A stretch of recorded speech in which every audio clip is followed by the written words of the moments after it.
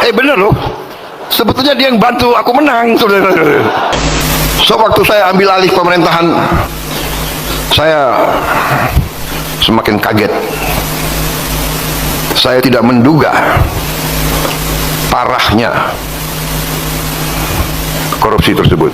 Assalamualaikum warahmatullahi wabarakatuh. Nah, Prabowo ya kemarin di saat menghadiri acara Munas PKS yang ke-6, dalam pidatonya ya Prabowo mengaku bahwa tidak memiliki dendam kepada Anies Baswedan dalam Pilpres kemarin 2024 yang dulu didukung oleh PKS. Jadi Prabowo ini mulai mengungkit lagi di mana Anies Baswedan dulu pernah memberi nilai kepada Kementerian Pertahanan 11 dari 100. Karena pemberian nilai dari Anies 11 dari 100 kepada Prabowo justru membuat Prabowo menang, sehingga emak-emak akhirnya memilih Prabowo. Begitulah pengakuan Prabowo.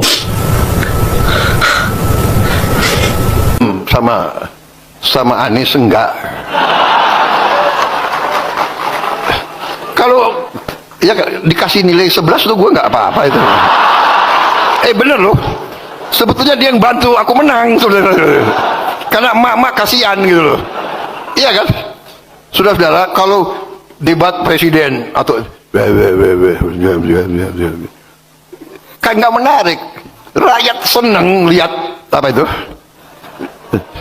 lihat rame-rame seneng, bener nggak? Jujur, iya kan? Kalau mau belajar kalah, belajar dari Prabowo Subianto.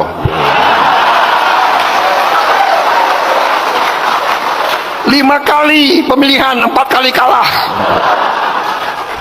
PKS ikut-ikut lagi. 2 kali dukung gue, 2 kali kalah. Yang gue menang lu nggak dukung lagi. Tapi oke, yang liwat-liwat kita bersatu sekarang untuk bangsa dan negara. Ya politik seperti itu.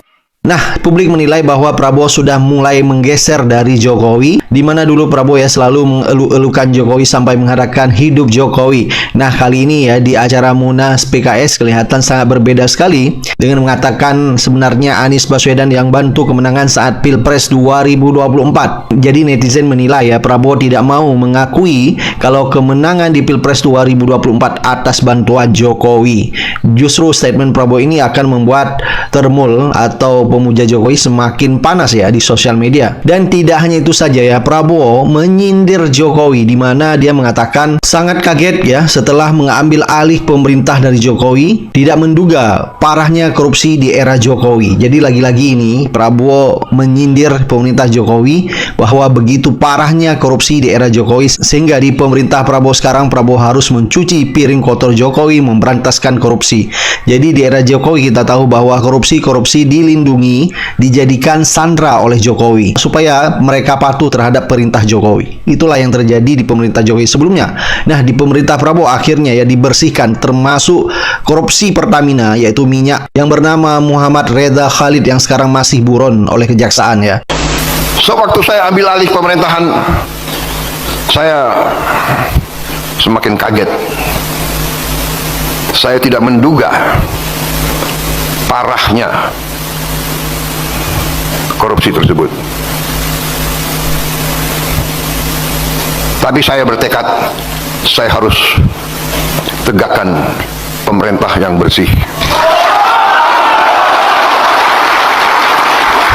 Hanya dengan pemerintah yang bersih, Indonesia bisa bangkit. Saudara-saudara sekalian, kekayaan kita luar biasa. Tapi kita harus akui kelemahan dari elit kita, kelemahan dari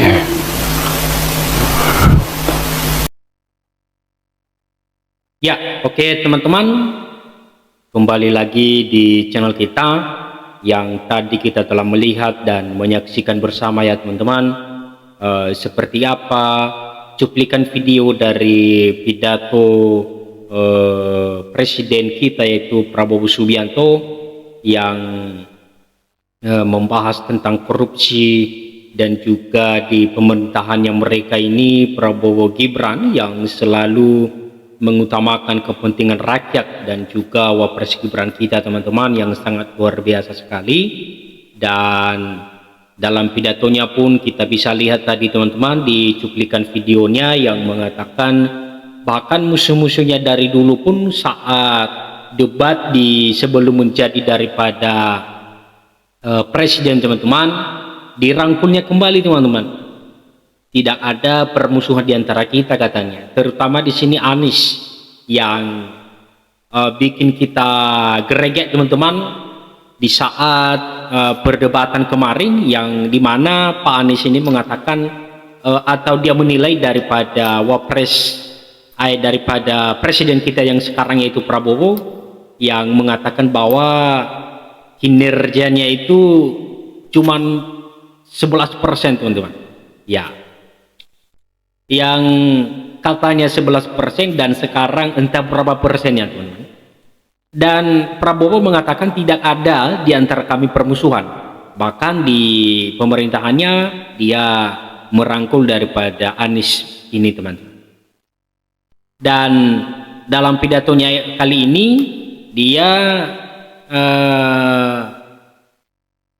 memberantas daripada korupsi. Bahkan dia kaget bahwa di Indonesia ini lumayan banyak ya yang korupsi ini teman-teman. Dan bahkan ya bukan kaget lagi kita teman-teman, udah lama ini yang namanya kita dengar daripada kalimat korupsi. Di mana-mana ada korupsi ya teman-teman. Kenapa bisa terjadi begitu? Karena haus akan kekuasaan, yang tidak pernah mensyukuri apa yang sudah menjadi bagiannya teman-teman, sehingga melakukan hal-hal yang di luar daripada tindakan-tindakan yang tidak kita inginkan. Salah satunya korupsi ini teman-teman. Apapun dilakukan, yang penting kedudukan dan jabatan bisa dia duduki di saat itu, begitu juga ke depannya teman-teman. Yang penting dia tetap duduk di dalam jabatan itu. Lah, nanti kenapa bisa terjadi korupsi, yang namanya korupsi? Karena dia mengambil daripada kerugian-kerugian sebelumnya itu teman-teman. Terutama dalam pencalonan ini banyak yang melakukan hal-hal yang tidak kita inginkan, sehingga setelah dia menang janji-janjinya pun tidak akan pernah tertepati. Kenapa? Karena dia mengambil dulu bagian daripada yang sudah dia keluarkan dulu. Kemudian dia mengambil dulu itu, baru kalau misalnya dia ingat janjinya, baru dia bisa melakukan hal-hal yang sudah dia katakan sebelum daripada menjadi pimpinan. Begitulah kira-kira. Dan berikut di sini kita coba membaca komentator daripada pembuat berita ini tuh.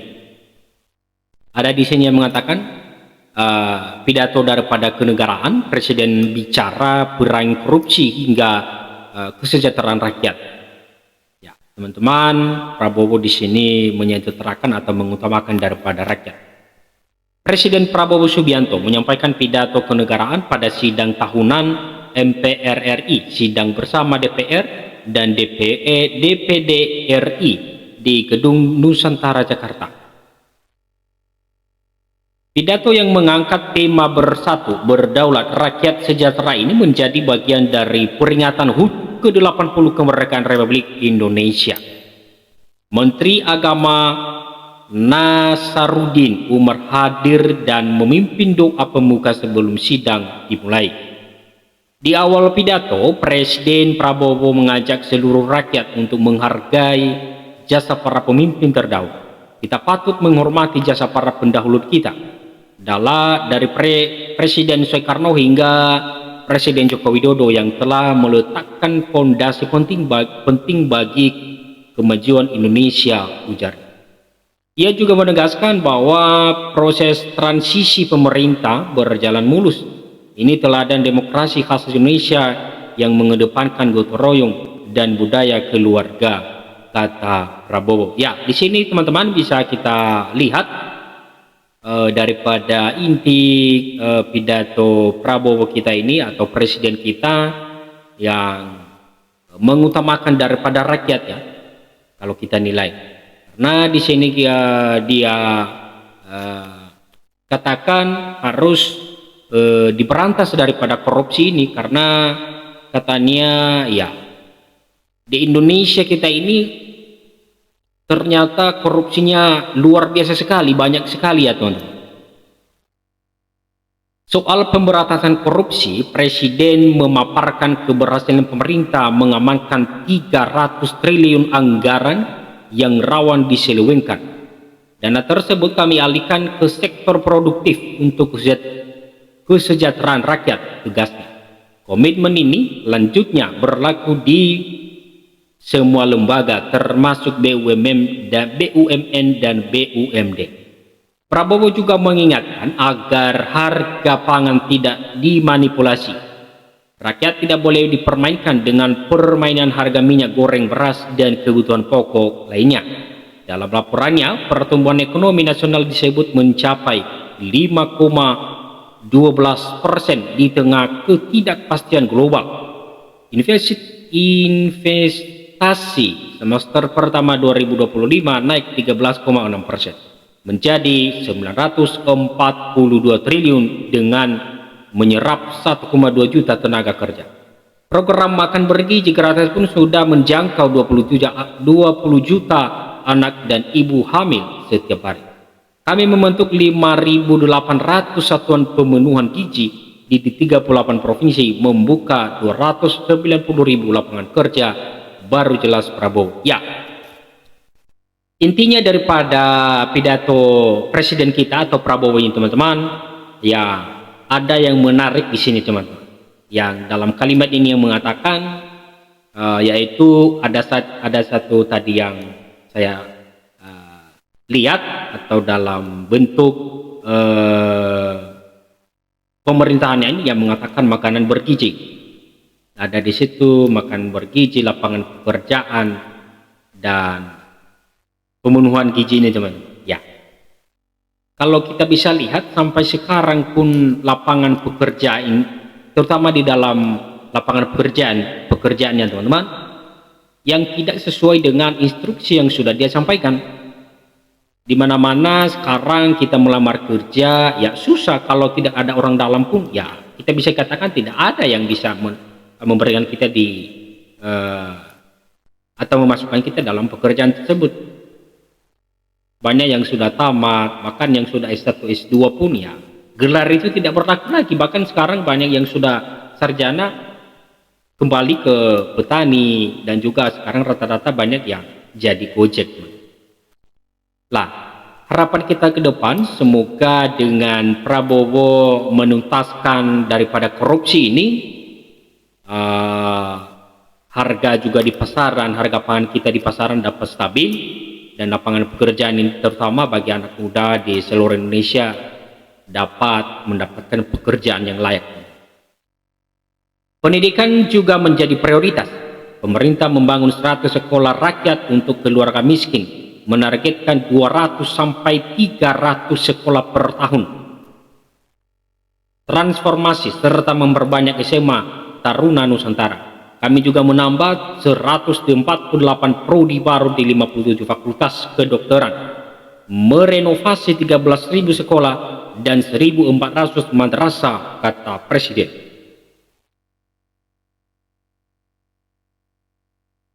Dalam pemberdayaan ekonomi desa, pemerintah membentuk 80.000 koperasi untuk menekankan harga kebutuhan pokok dan menggerakkan ekonomi lokal di sektor sumber daya alam. 3,1 juta hektare sawit ilegal sudah dikuasai kembali dan 163 tambang ilegal ditindak. Tidak ada yang kebal hukum termasuk pejabat atau anggota partai, tegas Prabowo. Pertahanan negara diperkuat dengan pembentukan 6 kodam baru, 14 koda laut, 3 koda udara, dan unit pasukan khusus tambahan. Doktrin kita adalah pertahanan rakyat semesta dengan politik luar negeri bebas aktif, 1000 kawan terlalu sedikit lalu terbanyak, ujar daripada Prabowo ini, teman-teman. Luar biasa sekali. Ya, intinya di dalam pidatonya ini, ya harapan kita semoga terlaksana dan tercapai semua yang sudah diinstruksikan oleh presiden kita, teman-teman. Dan juga wakilnya, semoga dengan kunjungan-kunjungan beliau yang sangat luar biasa, teman-teman, karena Gibran ini luar biasa sekali, yang selalu turun tangan atau turun lapangan dalam melihat situasi daripada warganya, teman-teman. Dan mudah-mudahan kedepannya semua yang sudah mereka instruksikan, yang sudah mereka perintahkan kepada bawahan-bawahan mereka dapat terlaksana dengan baik. Oke teman-teman, sekian saja dulu pembahasan kita di video kali ini, dan jangan lupa terus, apalagi dengan memberikan tanggapan di dalam komentar teman-teman, supaya juga berita-berita selanjutnya, karena ini masih ada episode selanjutnya. Oke, sekian saja dulu pembahasan kita di video kali ini, dan sampai jumpa di video berikutnya, dan terima kasih.